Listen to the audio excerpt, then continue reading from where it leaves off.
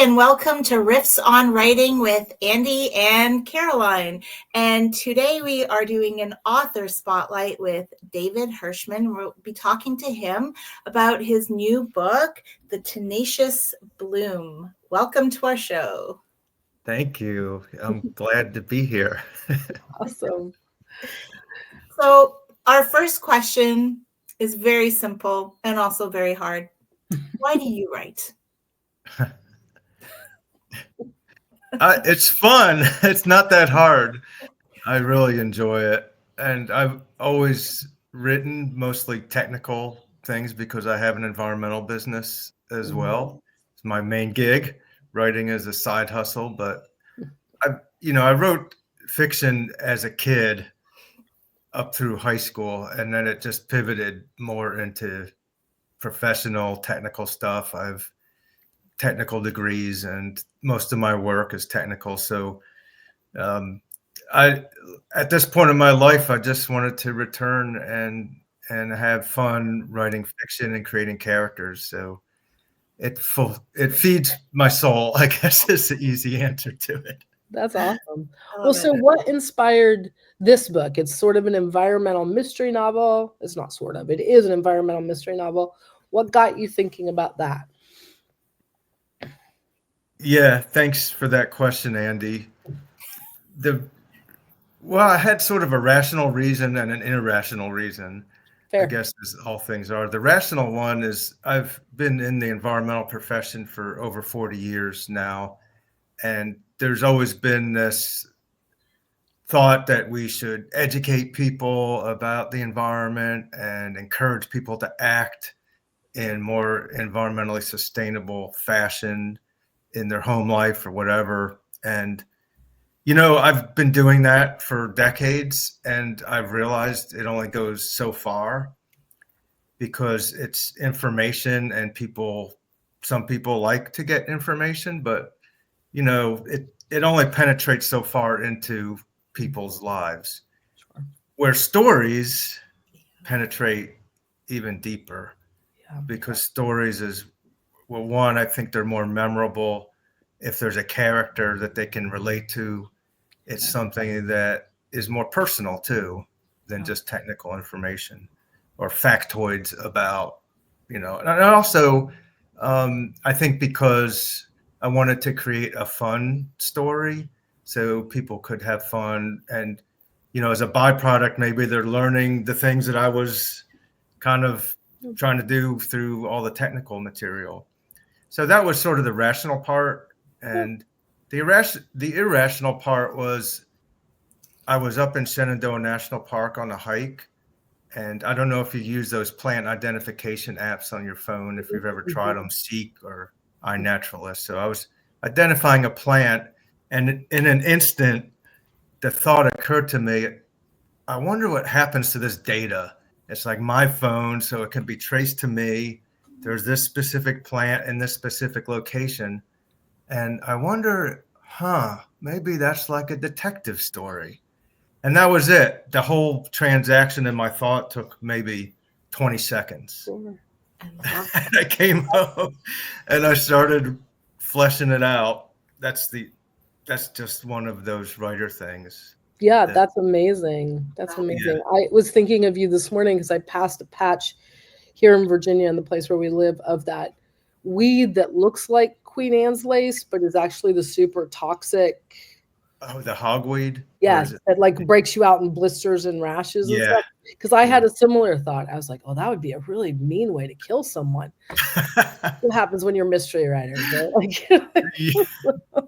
I love it. Wow, I use the app in my garden because, trust me, I have no idea what's growing out there.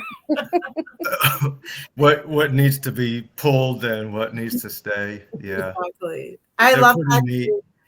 I think like your show, this could be a show. I think your book could really be one of a series. If anyone's listening out there, this is the perfect book for a series. Yes. Well, it could be. We just finished watching The Residence, I think it's called. Oh, yeah.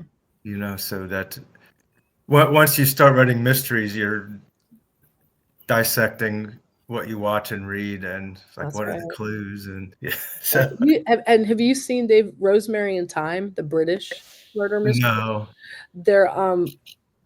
They're gardeners, like horticulturists, and so they're always finding bodies in gardens all over England. So. Yeah. Right. So what does your writing space look like? And do you have like any habits around writing, since you're flipping from technical writing to more creative writing? Let us see into your world. Well, this is it. Well, I'm in my summer quarters here downstairs in my house, because upstairs it gets hotter. Yeah, it's just the first thing in the morning, or my first work is always something. It could be writing or something in service of the writing, which is maybe doing a little outreach, or I realize that it's not always the writing that is the full package. You got to do all these other things too, just to make the space first thing in the morning. And sometimes it's 30 minutes, sometimes it's 90 minutes, but then I got to go do my day job, pay the bill, right? And what I find is it's really hard to transition from being creative to being more analytical and nuts and boltsy about work. So usually I'll just walk around the block as like a transition thing to go, okay, I'm gonna stop this thing and go to, the next thing. So I try to do that every day, fairly consistently. So obviously, as with any discipline, some days fall off, but as is true for all of us. Exactly. So yeah, a creative holiday sometimes. That's right. We need a little time to rest. Creativity needs rest too. So David, if you had gotten one piece of advice when you were starting out that would have been immensely helpful to you, what would that advice have been? Oh man, Andy, I just think it's patience and being in the moment, letting go of expectations for almost all of the process until you kind of need to hone in on those. And this book was being my first effort at trying to do a book. Yeah. I obviously, like probably a lot of new authors, thought, it's going to be so easy to sell and publish this book. Not so. So, and once I was in it, I just realized, just do it day by day, do the steps for the day and let go of some of the expectations. So I think patience is, it really comes in handy if you can get your mind out of the where it's going and Yeah, that's good advice. And it's not easy. It's so much, and then once it gets published, there's even more work. I didn't realize that part, Caroline, at the beginning either. I know.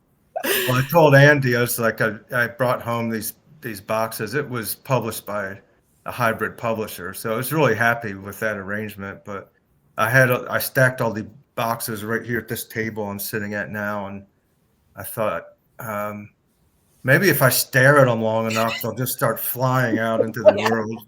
Yeah. But it didn't happen. Well, I'm staring at my book too right now, and I completely understand. We're wondering, did you use any writing books to get this process going? If you did, would you recommend any? And the answer can be no.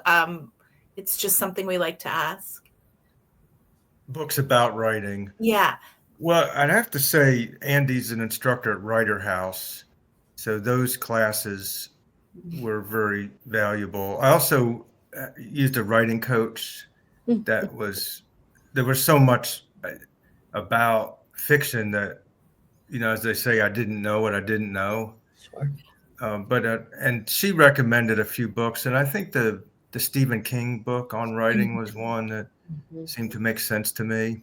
And since then, there's a lot more that I could read for sure. But I also really hadn't read much mystery in that genre since I was a kid, with Ellery Queen and Agatha Christie, but mostly in my adult life, I've read nonfiction. So I also sort of read a bunch of different mystery books to see what they were like, the different types, like the cozies and the more hard-edged ones. I tried to find some that had an environmental aspect to them, which there were some, that I read in that vein. So I don't know. I'm open to suggestions because those books can be really great. They can be. You can watch our other videos. People always recommend them. So On Writing, though, I will say is a perennial favorite for a lot of folks. So absolutely. Such a good book. Well, Dave, what are you working on now? I am working on, I guess you'd call it a sequel. It has the protagonist, Aaliyah, in it. It's two novellas that I'm intending to string together.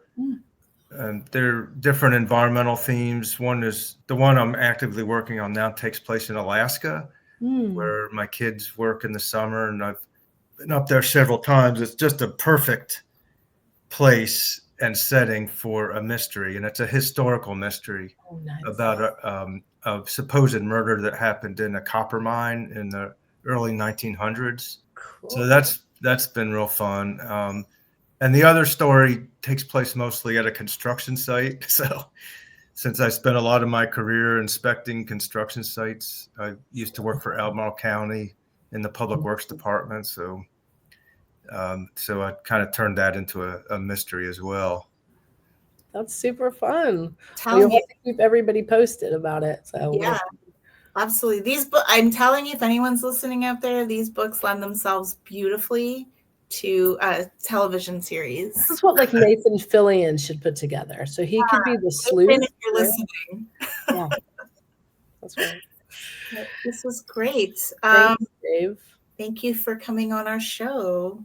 Yeah, I really appreciate it. Thanks to both of you. And we'll put a link to David's book in the show notes so you can grab a copy whenever you're ready. Until next time. All right. Bye-bye. Bye-bye.